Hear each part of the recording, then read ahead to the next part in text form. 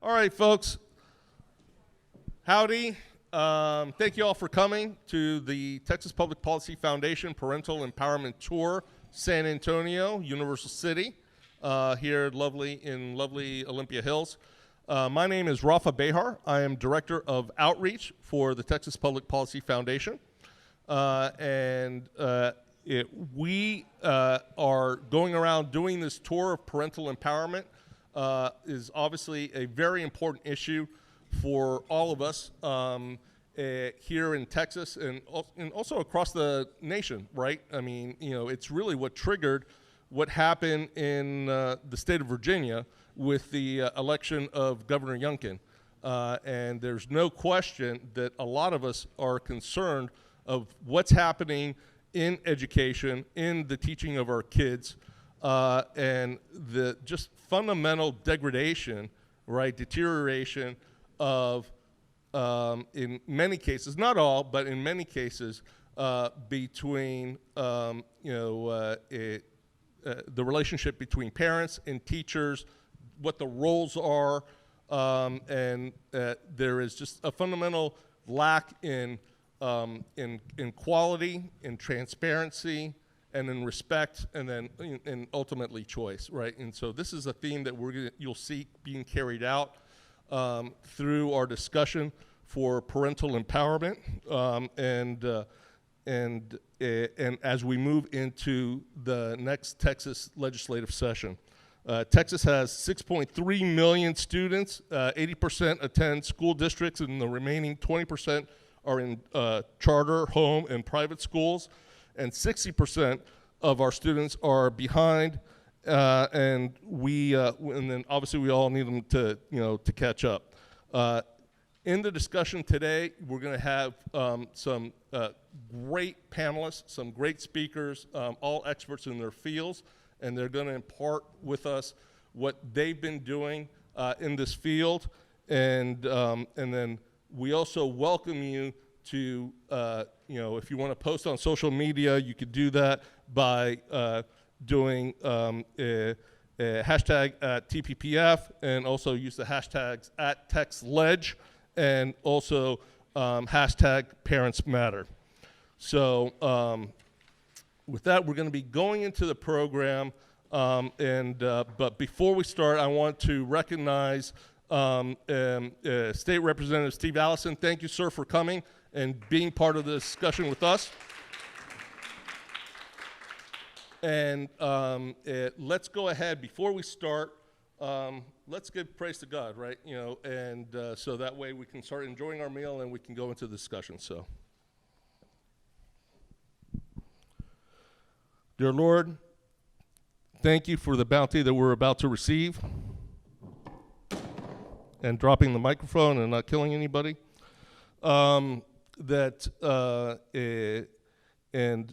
Please open our minds and our hearts for what we are about to hear. Please give us the wisdom and courage to guide and protect our children, and please bless and protect those that serve and protect us. Amen.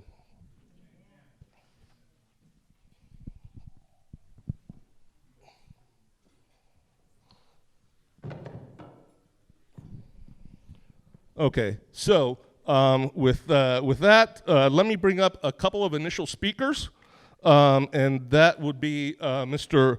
Al Torres and Mr. Art Martinez-Zavara.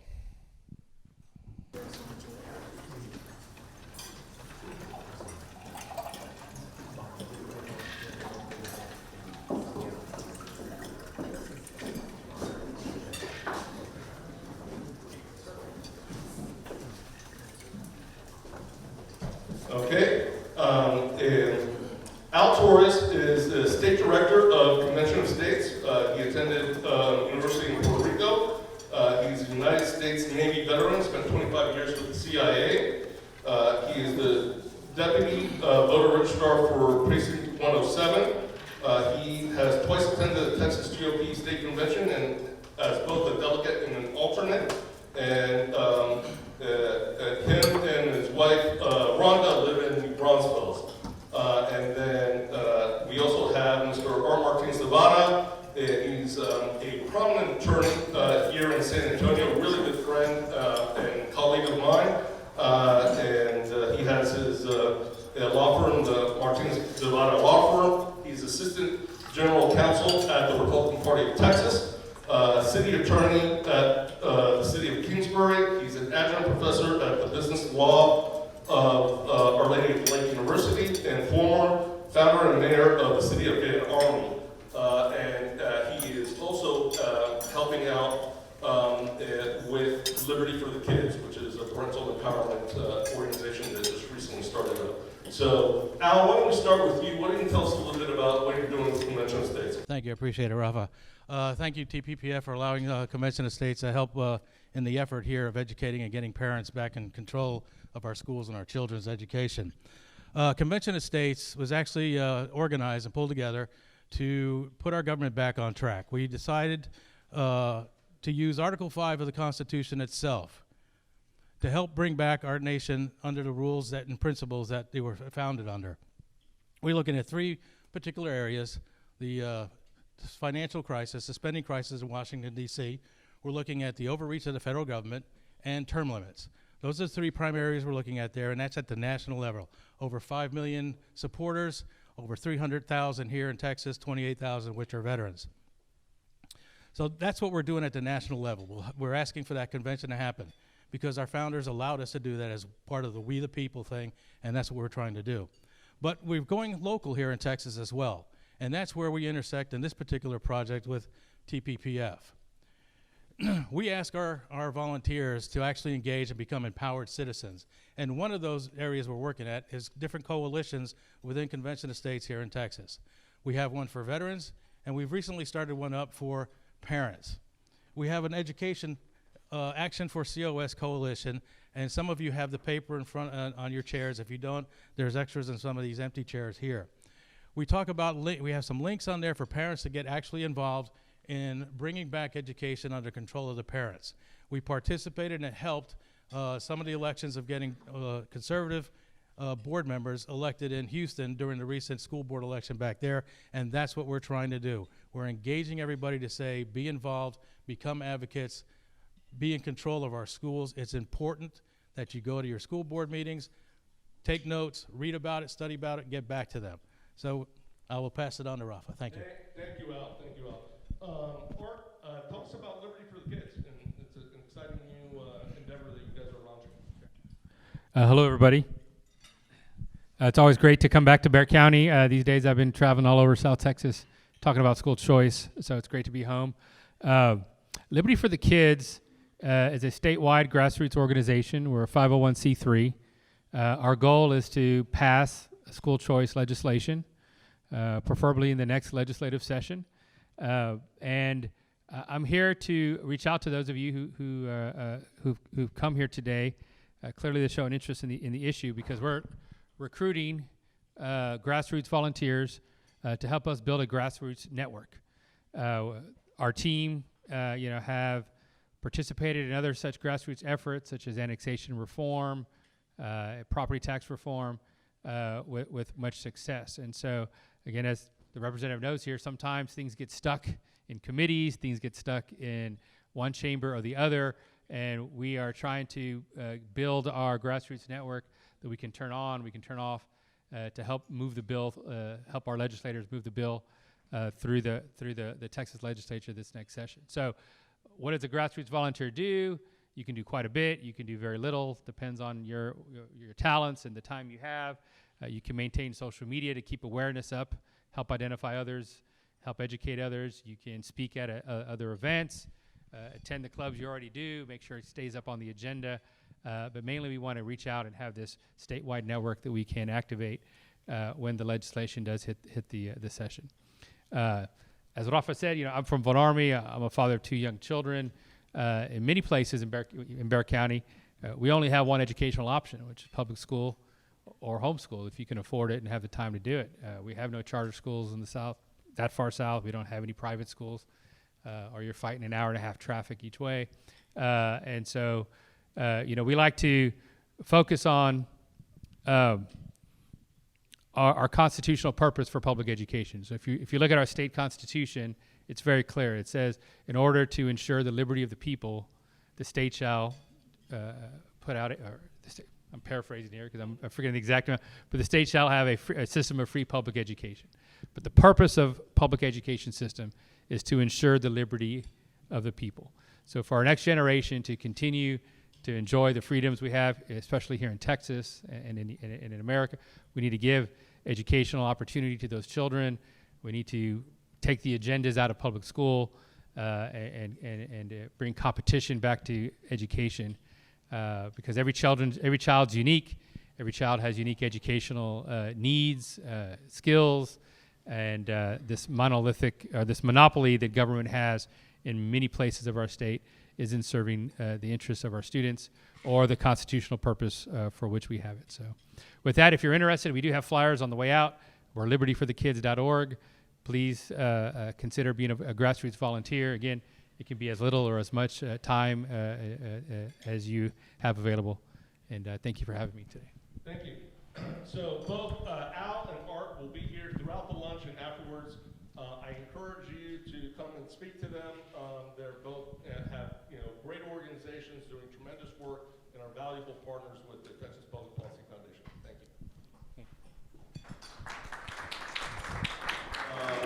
And let me introduce ladies first. Cecilia Davis is the Chief Innovation Officer with Judson ISD. She has dedicated over 20 years of service to public education. She has also served as a teacher, a mentor, and a district administrator, has constantly advocated for reinventing and revitalizing practices for growth and student and success, and enjoys DIY projects, anything science, and spending quality time with her family. And then we have Mr. Andrew Friedman, who is the Executive Director of Basis Texas Charter Schools, has worked in education since 2001, holding teacher and administrative positions in higher education, research center-based education, and public charter schools. In 2014, he helped open the Basis San Antonio Primary North Central Campus, where he worked for 5 years as Dean, Director, and Head of Operations. He holds a BA from Beloit College and a master's from Northwestern University. He lives in San Antonio with his wife and his 2 sons. Thank you. And Mr. Curtis Indorf. He is Chief Innovation Officer with Great Hearts America and the founder and president of Great Hearts Nova. Let me just interject, my son just got accepted to Great Hearts, the new campus over on Glover. Continuing on, he serves as Vice Chair and Board of Directors for Compass, Rose Education, and Charter Network of Central Texas. Previously served in leadership roles at KIPP Public Charter Schools. He earned a Master's of Science in Education from Arizona State University and a Bachelor's of Science from Ithaca College in Integrated Marketing, Communications, and Legal Studies. Born in New York and raised in Vermont, Curtis and his wife live in San Antonio with their 3 daughters, 1 dog, and 6 chickens. So, quite a busy and full household over there. And then we have Mr. Michael Pinston. He's superintendent of the Christian School at Castle Hills since 2010. He has led 3 Christian schools over the past 39 years. Previously served as the chair of the South Central Accreditation Commission for ACSI, and currently serves as ACSI representative for Texas Schools. He lives with his wife Kathy in San Antonio, and they have 2 children and 3 grandchildren and no chickens. Is that correct? And no. Chickens. None. Okay. Sorry. All right. And so, all right. So the whole purpose of why we're gathered here today, right, is to dive more into this relationship between schools, students, and parents. And that's something that is of tremendous concern to all of us, right? Not only in Texas, but something that's happening across the country.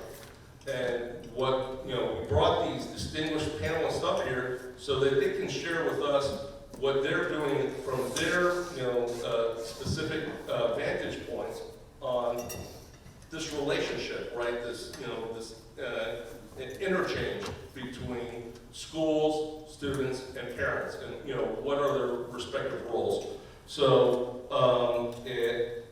the first question, and you know, the question is going to be for all of you, and then we'll just take turns, you know, answering them. Is, you know, tell us about your particular school system, instructional model, and what's unique about teaching and learning at your schools. So why don't, you know, Michael, why don't we start with you since you're just the closest.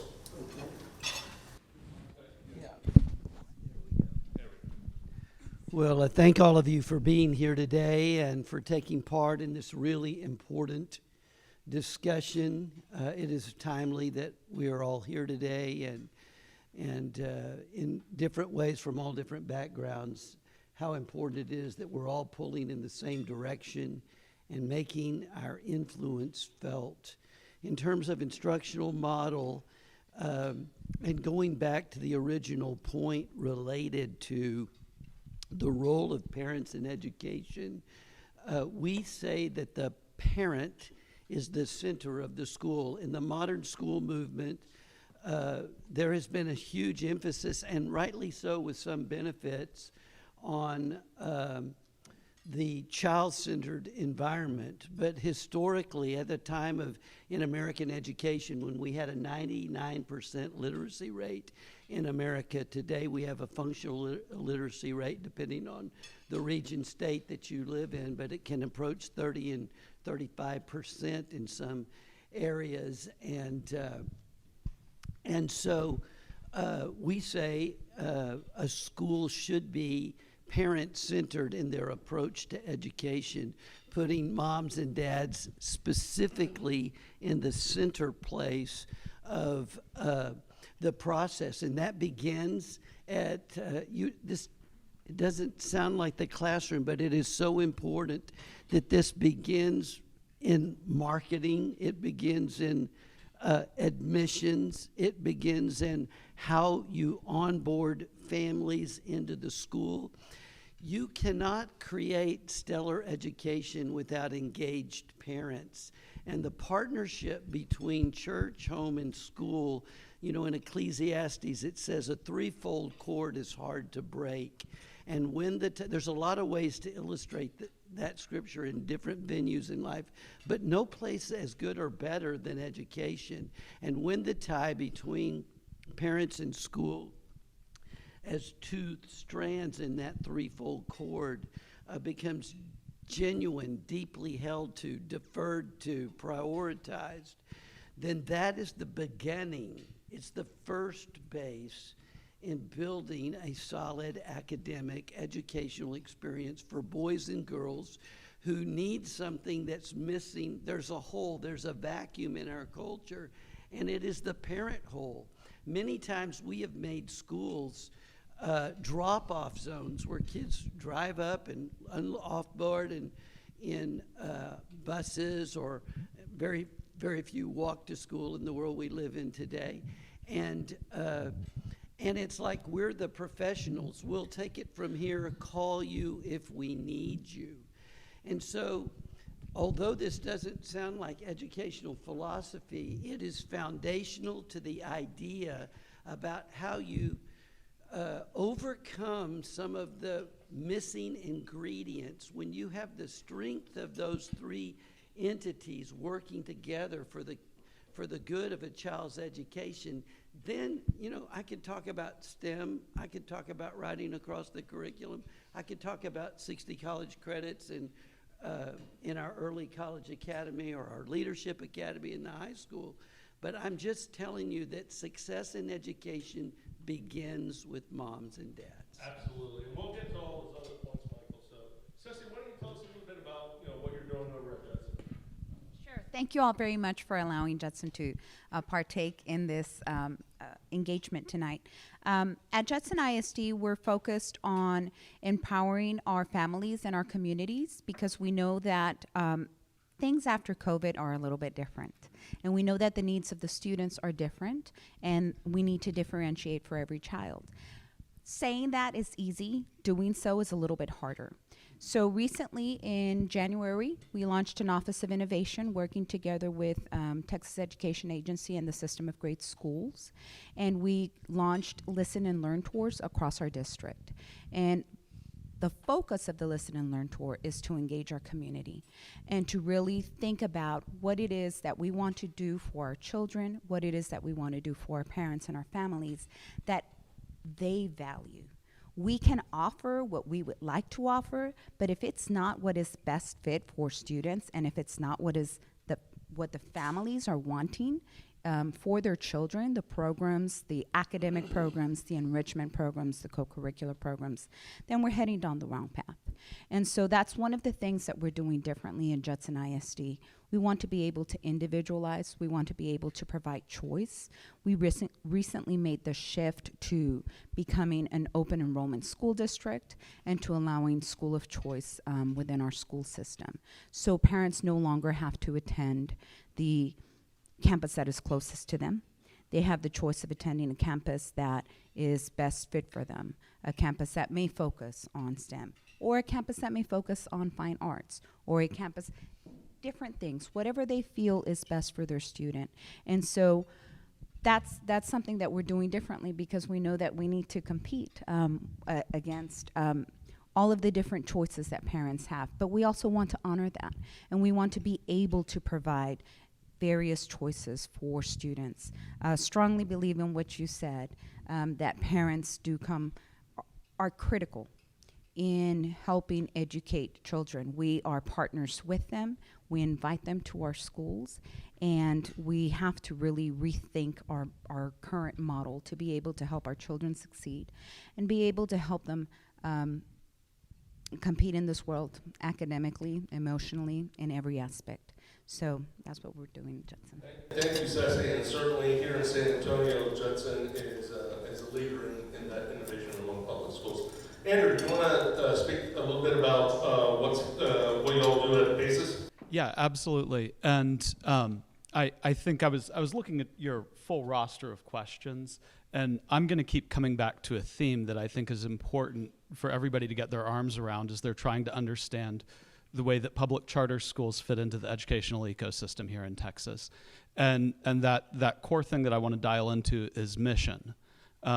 Public charters are intensely mission focused, and our communication with parents always needs to start with our mission. It's how we communicate who we are to parents. And as parents select into our schools, as parents go out there and they look at all of the choices that they have available, our mission statement becomes that first point of contact where they're saying, this is where the school is telling me who they are, what they value, what they're like culturally, what they're going to be like in terms of the work that we're going to be asking students to do, what the campus community is going to be like. All of those things can in some way or another be encapsulated in the mission statement, and a lot of them turn up when parents come in on school tours or go to informational sessions. And so I'm going to keep referring back to mission as I answer these questions because it's so crucial, I think, for me to start there and for parents to start there as well as they go out and begin to make informed choice. From where I sit, I work for BASIS Texas, and we are very unapologetically nerdy. We put ourselves out there as working to offer students an internationally competitive liberal arts program. And when I say internationally competitive, we're looking at data for all of the top performing education systems around the world, not just in the United States. If you, to sort of underscore some of what folks have been talking about educational deficits, if you go out and you look at the PISA exam, which is administered by the OECD, the PISA exam rates countries by the academic performance of their students. If you look at the composites, the United States is like number 25 on the list, right? We go out and we try to compete with and put up stronger results than the best systems in the world, which we do. We can look at that data and argue that if we were our own country, and sometimes BASIS does feel like a very weird, idiosyncratic little country, we would be the best education system in the world on performance.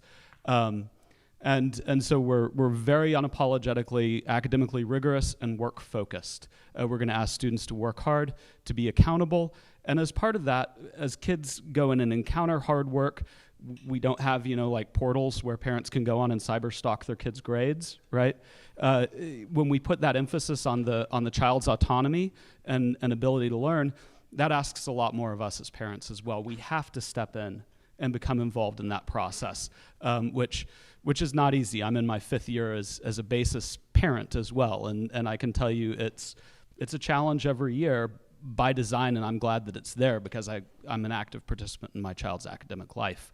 And then in terms of how we're doing in Texas, we got schools all over the United States, but the U.S. News and World Report ratings just dropped. Our Chavano Park campus, just down the road, it made it into the top 10 public high schools in Texas. The only one of those top 10 that was open enrollment. The other ones were magnet and academy programs where there were like selective admissions, kind of gatekeepers. We're completely open enrollment. So we work with the kids we got. And it was, number 8 in the state, the number 1 public charter in Texas, top 100 for the United States, and a top 20 public charter for the United States as well. So we're real proud of what our kids and families are doing. Oh, congratulations. Curtis, tell us about Great Horse. All right. Can everyone hear me here? Thank you. So I really love that Andy went to mission, and I think that's a really great place to start. The mission of Great Hearts is to cultivate the hearts and minds of students in pursuit of truth, goodness, and beauty. And one of the things that you should know about Great Hearts is that our North Star is not student achievement. It is higher than that. Our North Star is about who you are. Our North Star is about student formation. Now, you have to be high academically performing if we are on the right path. But academic performance as the solo North Star is not where we're pointed. And that's part of what draws people to Great Hearts. That's part of what drew me to our organization to work here, is what we are pointed towards is a really high bar, and it's about who students are, who they are becoming, what does truth, goodness, and beauty mean, and how do they pursue that in their daily actions, in their community, in their family, and with their friends. That is what Great Hearts is about.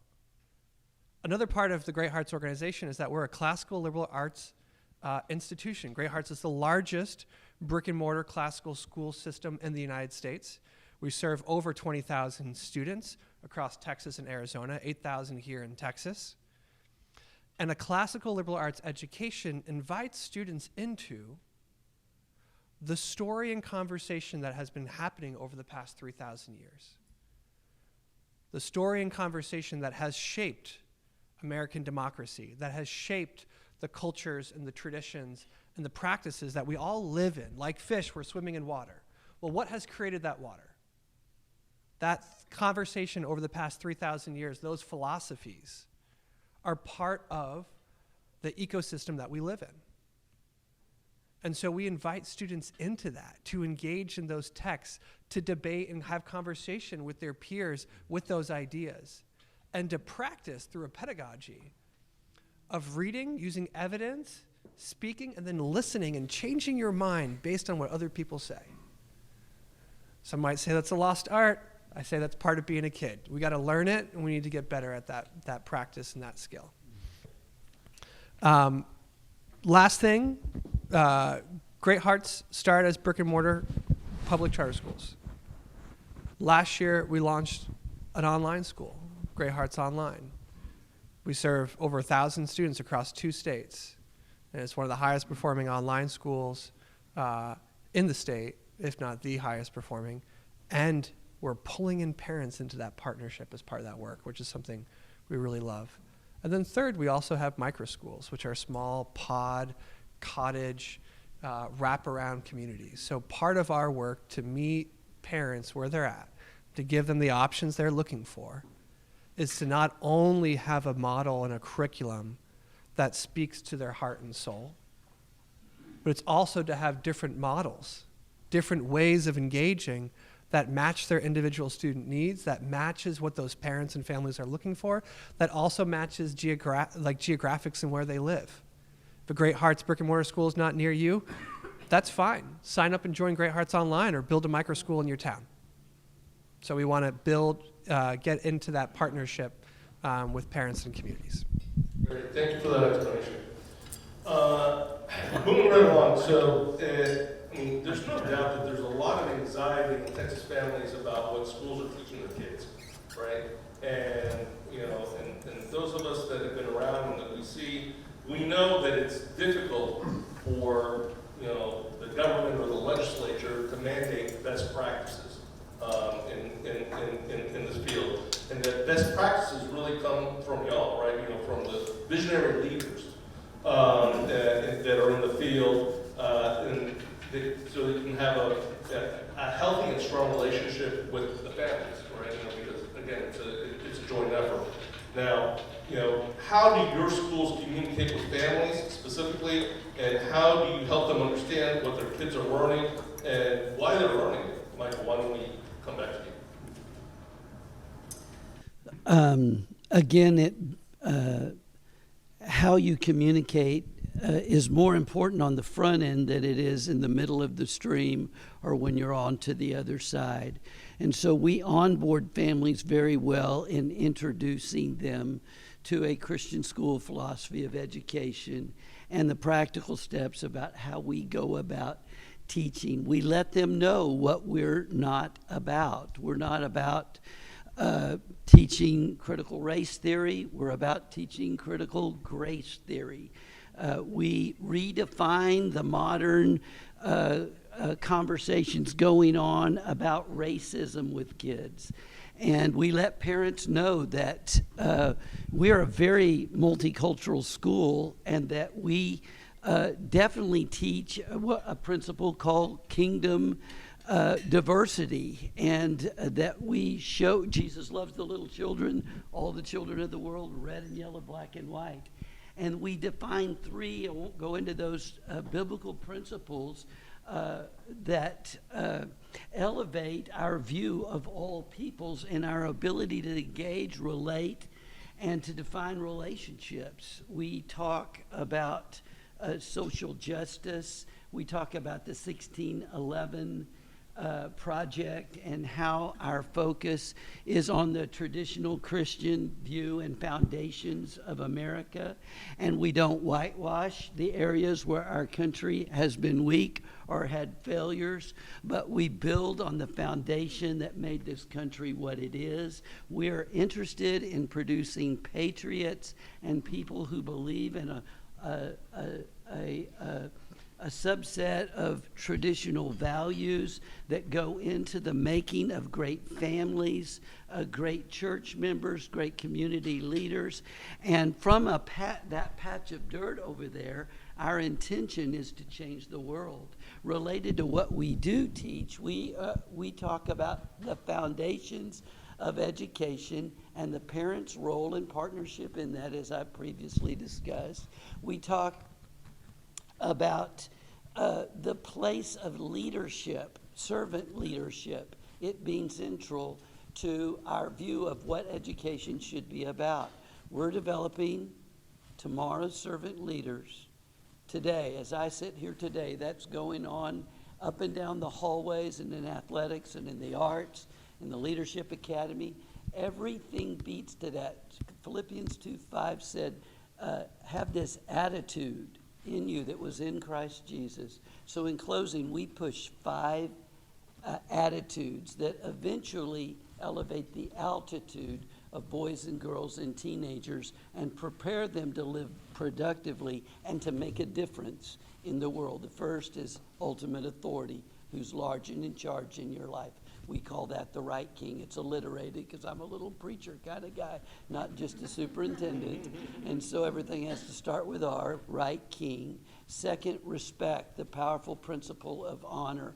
We're very big on helping kids rightly relate to authority figures, to do that in a positive, upbeat way. We focus on the relationship between children and their mother. If you don't get twisted with your parents during your adolescence years on an earthly level, it is the single biggest indicator and predictor of success in life. We talk about real hard work. We have this little mantra in elementary school: I love work, work comes before play, and work is fun.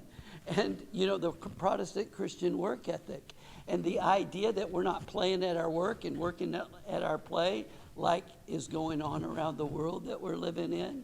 And that we don't go to recess at 8 a.m. in the morning. That would be ridiculous. You got to work first.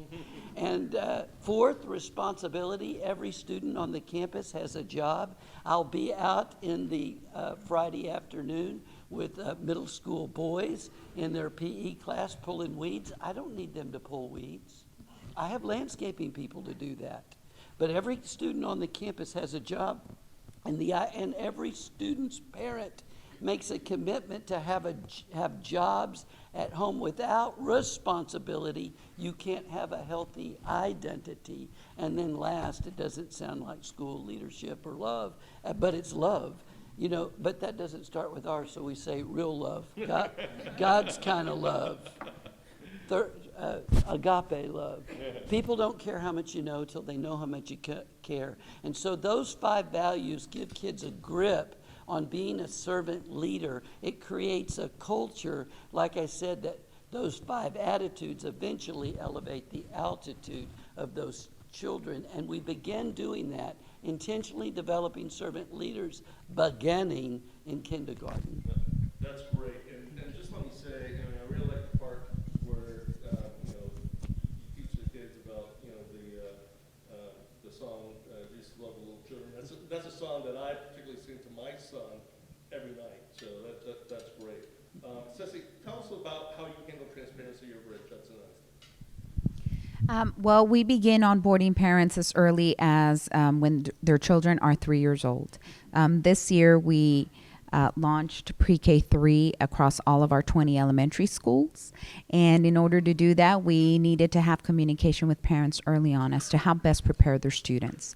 And we do believe that literacy is extremely important. And so we held over summer literacy nights where we invited parents and we created activities for the parents to focus on particular things with their children at home.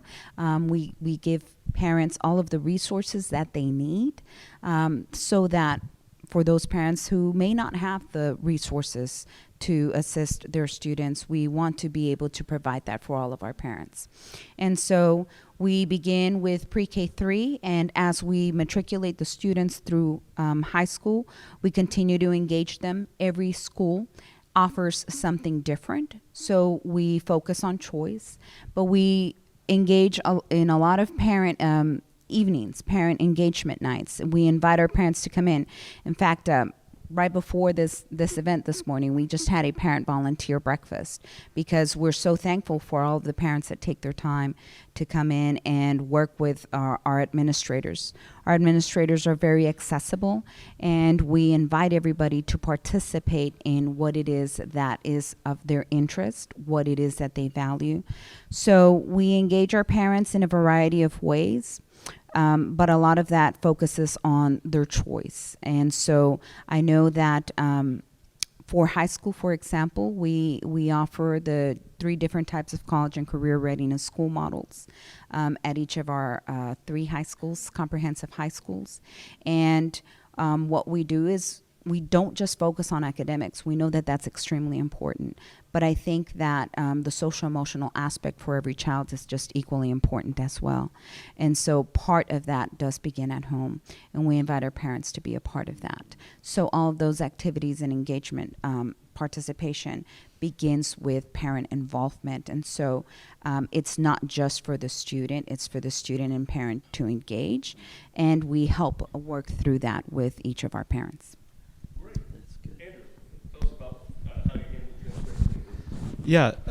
So I think in a number of ways. One is I find that the longer I work in the school systems, the more upfront and seriously direct I am with parents about who we are. Right. And that kind of messaging becomes important to start when you're in informational sessions, and especially in school tours, curriculum nights, meet the teacher nights, all of those kinds of things. So I think one key way that I mentioned when I opened up is our emphasis on student accountability. We genuinely ask students to be the owners of their own academic lives. And it's not perfect, right? And in fact, in execution, it's one of the more challenging things that we all have to deal with as campus administrators. When my oldest child started at Basis as a kindergartner, he was expected to keep a planner, right? And he was expected to write down everything that he was doing on the day, and then he was expected to be accountable for showing that to us at night. I can tell you, as the parent on the receiving end, even though I worked on his campus, it was a radically imperfect process, right? A lot of the time when we have kindergartners, we're lucky if we can even read what shows up in their communications journals, right? And so to supplement that, there's a huge amount of behind-the-scenes communication that's running through teachers and through administrators. Sort of class weekly newsletters. I mean, the volume of communication that has to run with these things in the service of getting kids into this lane of owning what they're doing is really tremendous. But 5 years in, what I'm seeing as a parent, and I will answer this question more from the parent side of the fence, is that my child is much more comfortable owning his life and his space within the school. And he's not leaning on me nearly as much as he did when he was a kindergartner or a first grader or a second grader. When you cut out a lot of the systems that automate our responsibility to communicate with parents, and especially around a child's academic lives, every year I have parents saying, "We need a portal, give me a portal. I need to see what's happening in my kids' grades." And every time we're going to say no. We will never ever have a parent portal, because there needs to be a conversation there. I was surprised a couple of weeks ago when my child brought home a bad test grade. He's normally highly proficient, right? I didn't call up his teacher and yell at his teacher. We sat down and we had an intentional conversation about how he was going to fix the situation, how he was going to go to student hours, how he was going to solve this problem for himself. And so I think by design, some of the things that we have pulled back in the service of asking kids and parents to have a closer relationship centered on the child's responsibility have, I believe, really help us in terms of our ultimate engagement with parents, if that makes sense. And that's great, right? That sense of responsibility, teaching that responsibility to students at a young age, right, empowers them, right? I mean, we're talking about parental empowerment. How do we better prepare the students and empower the students for the life, post school? Working with mom and dad. Exactly. Curtis. Okay, so first of all, I love the emphasis on choice in our conversation so far, because for every parent and for every kid in a family, there might be a different choice that's going to work for them. And so we fully agree. Communication on the front end helps parents make choices. Whatever school they go to, we want what is going to be best for that child and for that family, and a model that fits what they're trying to achieve in their life. And so there's a lot of communication on the front end. What is Great Hearts? What is a classical liberal arts model? What does that mean we do? What does that mean we don't do? Yes, we have uniforms. No, we don't talk about pop culture, because talking about the books you read is awesome, right? Talking about biology is really, really exciting. And so our kids nerd out about biology. They do Shakespeare competitions, and one of our students from Monte Vista North just won for the entire state of Texas. They do bard competitions. They do athletics, right? They write poems and do art and learn Latin. And students try to teach their parents Latin, because learning about and getting passionate about the content is a beautiful thing. So we got to get really clear on who we are on the front end. Next, we have curriculum nights. We do a lot of work with curriculum nights with our parents and families, invite them in, try to educate them as much as possible about what we're doing. It's an ongoing conversation. It builds on year over year, because If we're not partnering with our families and they're not involved in their kids' education, and for them to be successful, that's essential.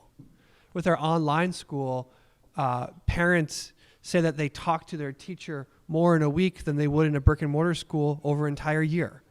So that partnership, that linking arms, right? They are the at-home facilitator for their child. And we view our work very much as partnership. Third, there's a lot of ongoing lectures and engagements.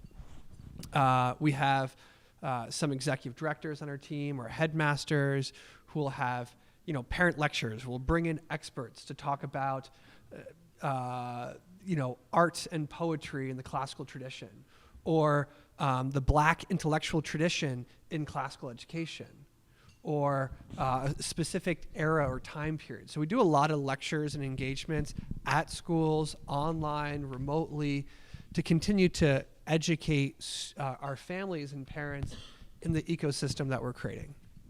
Because filling yourself up and grappling with hard, complicated ideas is intrinsically motivating. Like reading a text and talking with somebody about something that's hard is a beautiful thing. And we want our parents to do that so that they can also do that with their kids and appreciate the education their students are having. Finally, a lot of this is about walking the talk. And so when we say we're not pop culture because the content is beautiful in and of itself, that's what we do, right? When we talk about why do we teach biology, we don't teach biology so that kids can go out and be doctors and scientists, although the majority of our students are STEM majors in college, and our SAT scores are significantly higher than the state or national average. Like, yes, we have very high-performing schools, but that's not why we teach biology. We teach biology because we're human, because we're alive in a living world. And to understand how your organs and cells work is part of what it means to understand what it means to be alive. That's the why, right? That's the motivating factor. And so walking the talk about why we do what we do and what our purpose is the other part of how we communicate and engage with families. That's fantastic. The humanness in education. So that's fantastic. Let's turn the conversation a little bit on the issue of quality, and specifically the COVID learning loss, right? I mean, so we're just getting off the pandemic, trying to return to a sense of normalcy. A lot of schools were shut down, for a good period of time, and that reflected or impacted the learning of a lot of the students. And so let's discuss a little bit about how each one of your institutions, dealt with that, and go from there. So, Michael, why don't you go ahead and talk about that a little bit? Of course, learning loss is a great challenge in the state of Texas. I don't know how you go to fourth grade and can't do fractions, and what are you going to do when you get to algebra? It's a crisis. It's a national crisis. It's too little discussed, highlighted, or spotlighted. But we are facing major problems in American education because of the way we conducted ourselves during the pandemic. And many of our schools, I know that my school, we were back up and running for first responders and essential workers 4 weeks into that initial closing through a special dispensation given to us by our amazing governor here in our state, and interjecting himself to stand above the county judges, particularly in the large metroplexes. And so we had no learning loss. In the year of the pandemic, 85% of our kids were academically scholarship to college or university. Second year of the pandemic, 90% of our kids.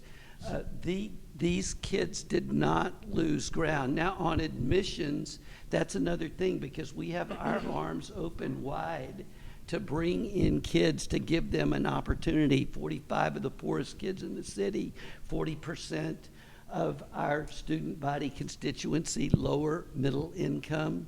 And so in opening those doors wide, we do a a series of testing and evaluations for kids coming in with learning loss. We shoot straight with moms and dads about where their kids are at. So to be frank with you, we've had a fair number of students who've come in a grade level behind where they would be in their traditional schools. But on the other hand, Carbo Reading, IXL, we have a source, we doubled our efforts, and we have a student academic support team, special ed and other professionals who support the entire campus already, but at the same time, we doubled that staff so that we could address this transition because we see it as a long-term problem. This learning loss isn't going away, and we're going to have to invest. We're going to have to face the music and call what is, but then recognize that these kids with learning loss need hope. They need a chance, they need an opportunity, and a framework, and open arms to parents who don't know what to do. That's part of why I think we're all four here today. Ceci, how does Judson handle the drop in reading and math? Yeah, thank you. So we do it in a variety of ways. We were hit big with COVID loss and summer slide, and then even returning. We went virtual in March of 2020, and our teachers worked extremely hard to convert everything online. At that time, Judson ISD went one-to-one as far as Chromebook technology for our students. But even though I think everyone pour their heart and souls into being able to educate the children, we saw the learning loss through virtual learning. And once the students returned, we had to think about education and academics differently. So there are a variety of supports for all of our students. We offer tutoring, we offer one-to-one tutoring before, after school.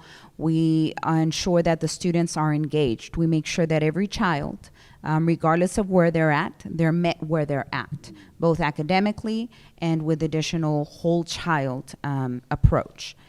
But we also know that we can throw in a variety of resources and support, and nothing's going to change unless we focus on Tier 1 instruction as a whole. So the entire framework of how we approach our students is different. We are focusing on a blended learning redesign across our school district, and that is focusing on Tier 1 instruction first, still continuing with the additional supports of tutoring and the additional supports of ensuring that they're engaged and their additional social emotional supports. But Tier 1 instruction as a whole needs to be thought about differently. And so what that looks like in our campuses is the type of professional training that we're offering our teachers is, yes, whole group instruction is critical, but the best type of program out there is still the teacher, and it's a well-qualified, well-prepared teacher. So we offer the students different studios or rotations where, yes, there's a computer adaptive program that can help meet some of their needs and help them master the contents and skills that they need to know. But there's also the importance of coming back to a teacher in a small group setting where the teacher can visually interact with the student in a way that a computer cannot. And so we're thinking about Tier 1 instruction differently. We're offering the additional supports. We're still a one-to-one because we know that technology is part of our lives. But how we use the technology to ensure that our teachers interact with our children differently than what they've interacted with in the past or how they've interacted before is a critical component to closing those academic achievement gaps. And then the different supports for all of our students.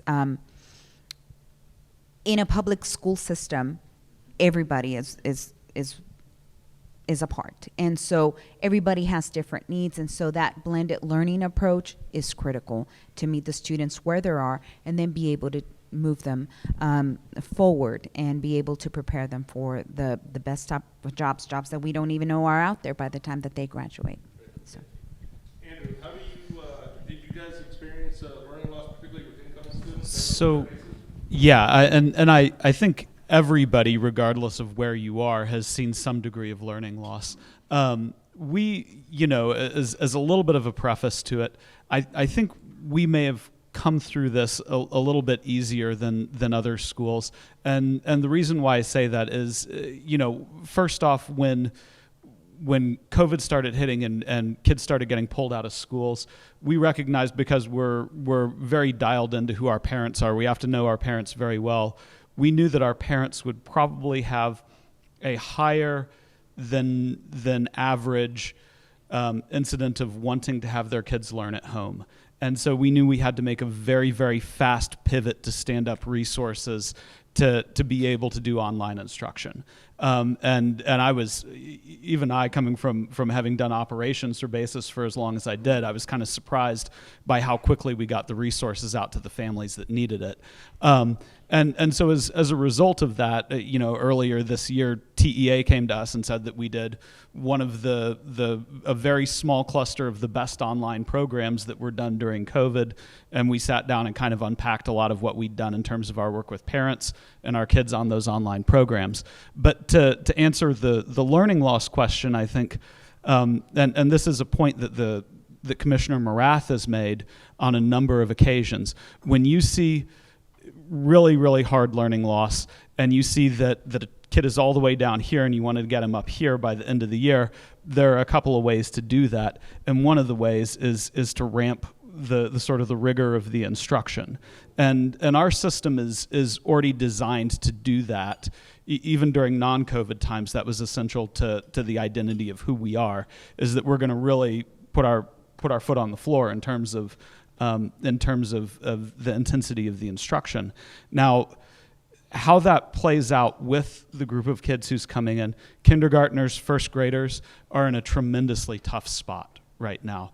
To see what kindergartners and first graders are going through as a result of everything that their parents have been through over the last couple of years, and all of the ways that those things have affected families, it's surprising. To be frank. And so our system, especially at the lower grade levels, is designed to help to mitigate some of the challenge of the instruction. So in grades 2 through 3,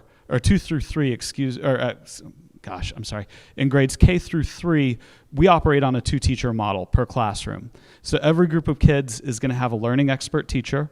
That learning expert teacher supervises a group of 30 kids throughout the entirety of the day and actually ends up walking those kids around from classroom to classroom.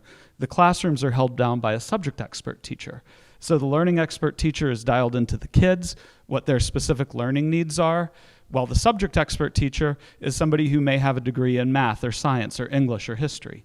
And that person's job is to collaborate with that learning expert teacher to make sure that we're not only focused on delivering the content that the kids need, but we're also focused on each learner at his or her point of need.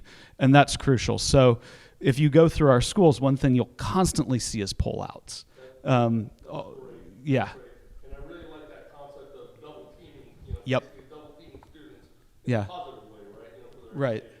So moving, just because we're starting to run a little bit short on time, Curtis, what's been your experience over at Great Hearts with learning loss? Great. Yes, we have experienced learning loss. Students have to varying degrees based on a variety of different factors. Part of my role before I launched Great Hearts Online, Great Hearts Micro Schools, was building out and leading an academic team across Texas. And so a lot of the things that we did before COVID happened really became increasingly necessary and important right now. One thing I'll say, building off of what Andy shared, is one of the key things around addressing learning loss is curriculum, high expectations, high love, and scaffolding. That's a school, right? We're just talking about a school. And one of the interesting pieces of research, like the more rigorous your program is, the more kids will learn regardless of their starting point. If you have a well-researched and research-based reading program, which Great Hearts has never changed, it's always been the same, it just happens to be exactly what the research has said 20 years later, right? Kids will learn phonics, phonemic awareness, fluency, how to read, comprehension, and the basic building blocks. How do you think about conceptual math, procedural, application, conceptual, understanding with manipulatives? Like, these things aren't actually new. And so high expectations, high rigor, a grounded curriculum, high love, and scaffolding, these are not new ideas, right? And so that's part of what our brick and mortar schools are doing. Similarly, lower grade levels have 2 people in a classroom, a teacher and a teacher's assistant. One thing I want to say is with Great Hearts Online, which has been really interesting, a lot of people think, oh, my kid was in an online school, that was horrible. And again, I'm sorry, that very well might have been the case for you, right? There's a huge difference between an emergency an emergency distance learning program and actually best-in-class online school. These things are not the same thing at all. At Great Hearts Online, we have 15 students in a live class, so we have small class sizes. Our students are achieving at 79% higher than the national average in reading, 72% higher than the national average in math. Academic performance is incredibly high, and our parent engagement rates and parent satisfaction rates are significantly higher than anything we've seen in our organization because we're partnering with them. Parents of students with IEPs, English language learners, dyslexia, are thrilled because they are watching their kids receive high-quality accommodations in real time. And because you're flexing with time and space with an online school, our SPED director is actually meeting with parents every other week who receive those services to make sure that they are being implemented well.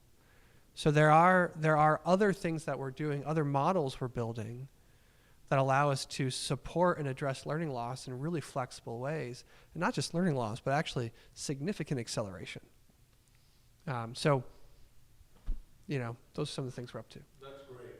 So we have 2 questions, but for the interest of time, I want to combine them because they're really interrelated and they go to the heart of what we're talking about in parental empowerment, and that is the issue of respect and the issue of choice, right? And we've seen a lot of horror stories, throughout the country of school districts, shutting down parents, that are concerned about what's happening, and also, this issue of lack of choices, right, or the perceived lack of choices that they have. So if you wouldn't mind, in perhaps a little bit more concise way, so that way we have time for questions, right?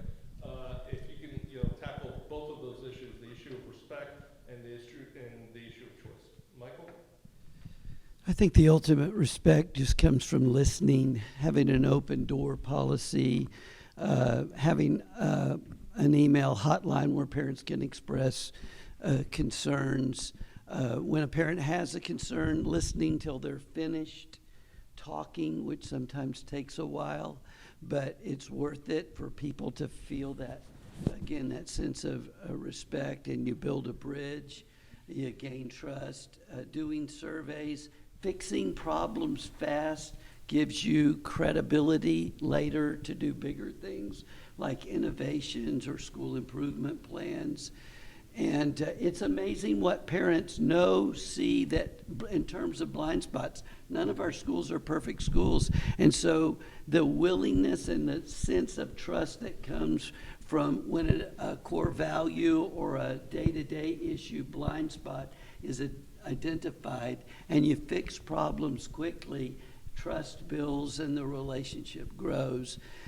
Related to the final question, related to what the state can do for us. Right.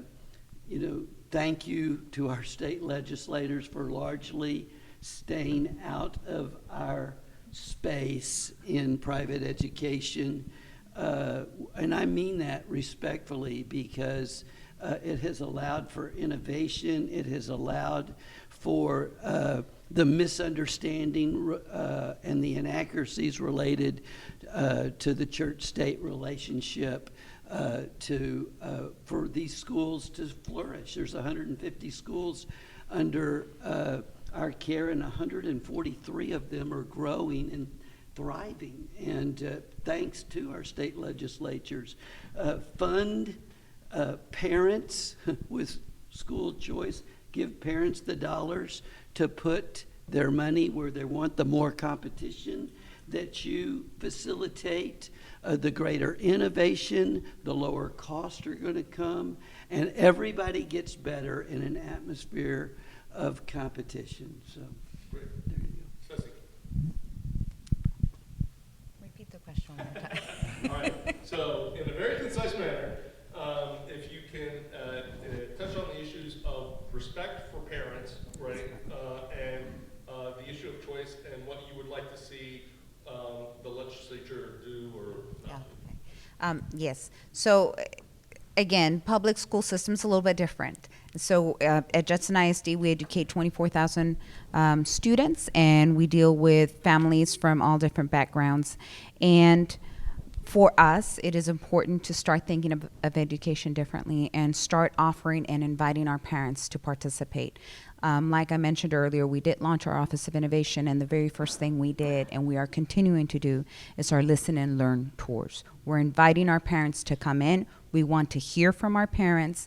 What is it that you value? What is it that you want to see for your children as far as the type of education, as far as the type of programs that we offer? And that's where we want to put our resources. It's different for us, right? How we are able to use our resources. We have certain constraints, but within those constraints, there is something that we can do differently in public schools, and that's what Judson ISD is doing. We want to be pioneers in that. We understand that we have competition and that parents have choice, and we want to honor that, but we want to be able to provide those choices to the best of our ability, and I think that's where we're headed. Yeah, so I don't think there is an easy way to build respectful relationships with parents. There's no silver bullet for that issue. It takes time and sort of relentless investment with your community. And I think working in schools, one of the first things I learned is that, you know, if I'm and I ran a disciplinary section of a school for a couple of years, and so one of the first things you learn is as you go down your list of things you have to do on the day is that the parent phone call that you're going to make that's causing you the most anxiety is the parent phone call you most need to make, right? The toughest conversation you're going to have on the day is more than likely your most important conversation on the day, and that if you were planning to do it over the phone, it might even be a good idea to get that person and to sit down face to face and work on building that relationship. And it is, in most cases, a multi-year process. And there's no way to shortcut that.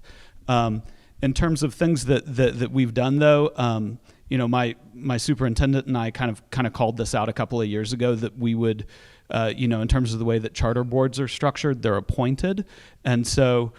Starting back in about 2019, 2020, we actually began to bring forward parent candidates for our school board. And that was a very important and intentional thing because we wanted parent representation at the board level. We saw it as sort of a structural weakness to the appointed board that it might bypass parents. And right now, half of my board members are either current or former parents. So that's really, really important to us, and we're going to continue in that lane as kind of a goal that we have set for parent engagement. And then finally, in terms of what the legislature can do, what our friends in Austin can do, I would say just we've had good support from the state level for expanding the replication of high quality education options in communities, and that's really important. We need to maintain that. I've got about 3,400 students sitting in basis schools around Texas right now. This year, just during my 1 month open enrollment window, we had over 5,000 new applications for seats. The Charter Schools Association here in Texas will tell you that you have close to 60,000 kids, I think, who are on charter school waiting lists right now in Texas.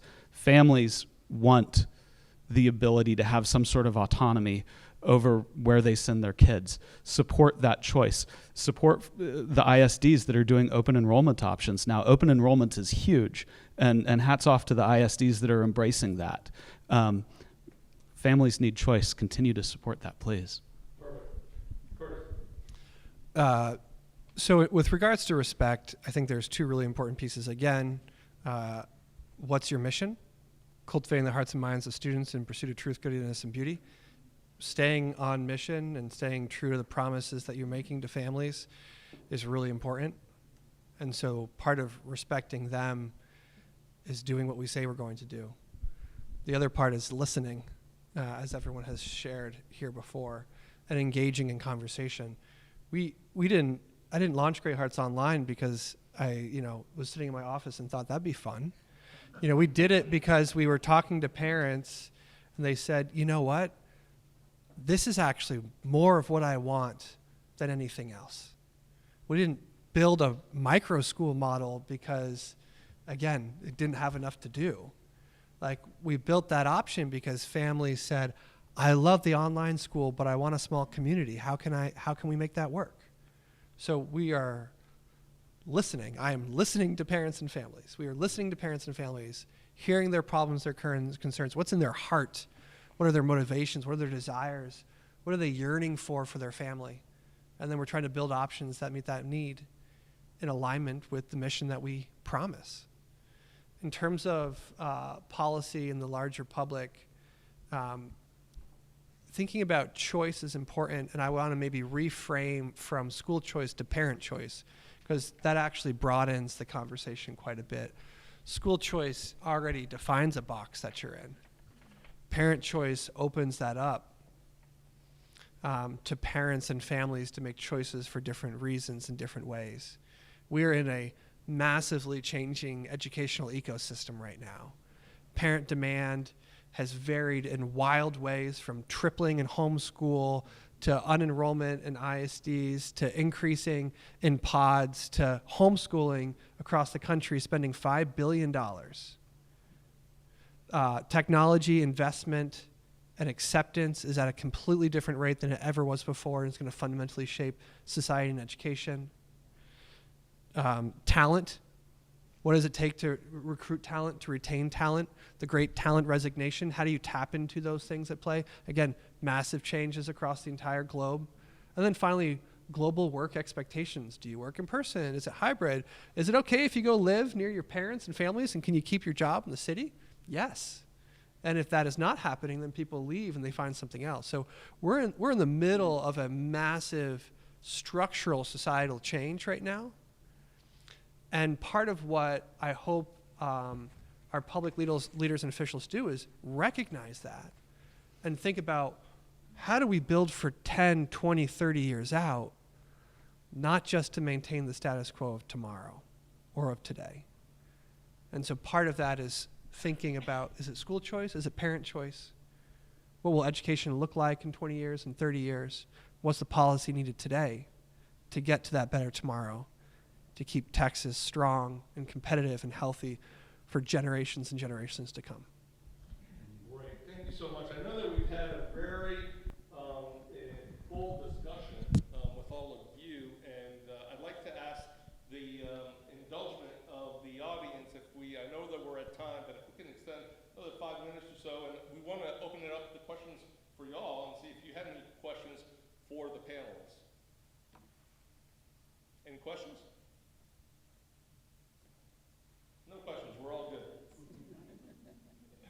Well, I can say, first of all, I want to thank all of the distinguished panelists that joined us here today. You gave us tremendous insights on each one of your institutions, and how you are able to take up the challenge of educating our children, into the future.